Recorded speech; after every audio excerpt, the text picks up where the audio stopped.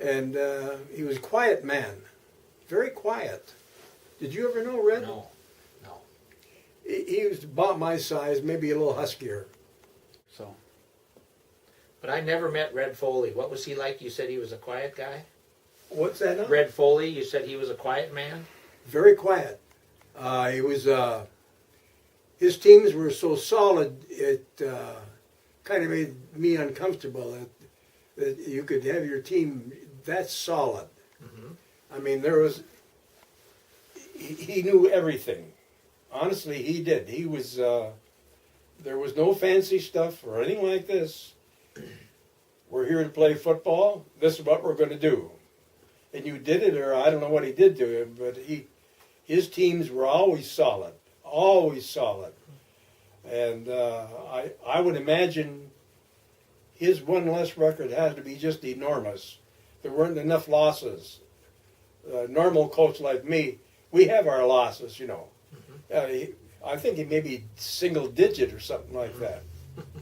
And he really was good. He was as honest as the day is long. And his kids played clean. This is what we're going to do, and this is how we're going to do it, and this is going to do it my way, and that's it. And the kids, they all did it that way.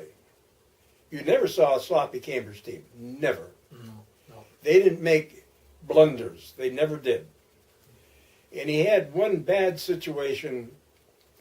We're playing at Malacca. I don't know if it was 53, 54, something like that. And Cambridge, I can't remember how the play went. It was down by the goal line. I think it was on the extra point. And they threw the flag. They were going to kick the extra point. And we were ahead 14-13, and that would tie the game. And as one referee said, that's it. You had your chance. I can't remember quite how the situation was there. And the rule should have been that a 5-yard penalty.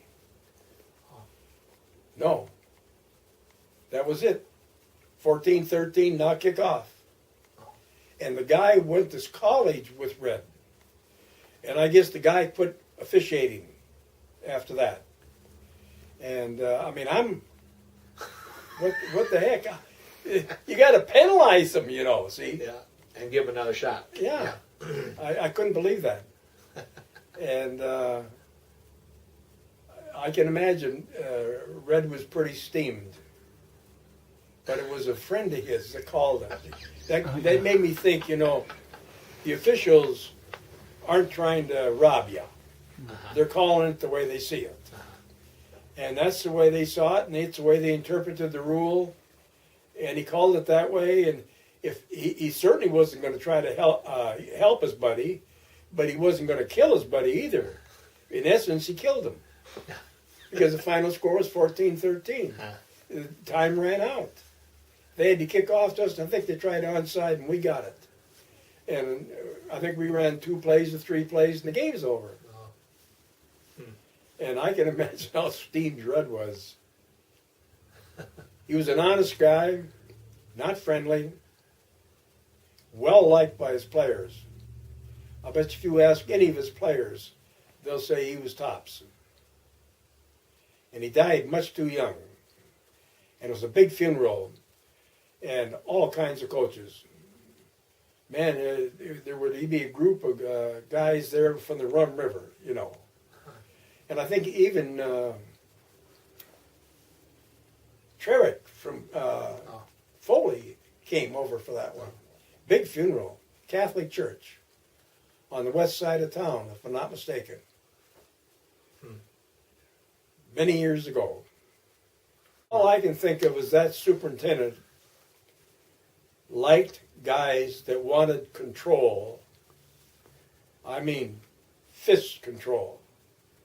And he found another one just like Red. It's George.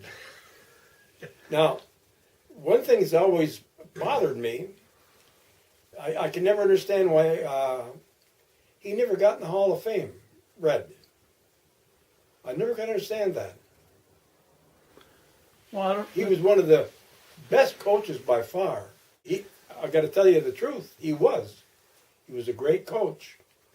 And I imagine those kids were a lot better off because they had him. Because you may have a wayward guy, but you're not going to last in his team. You're going to be gone. And so when it came, do you want to leave or do you want to do it right? I want to do it right, so they stayed with the team. But I'm sure that not everybody did.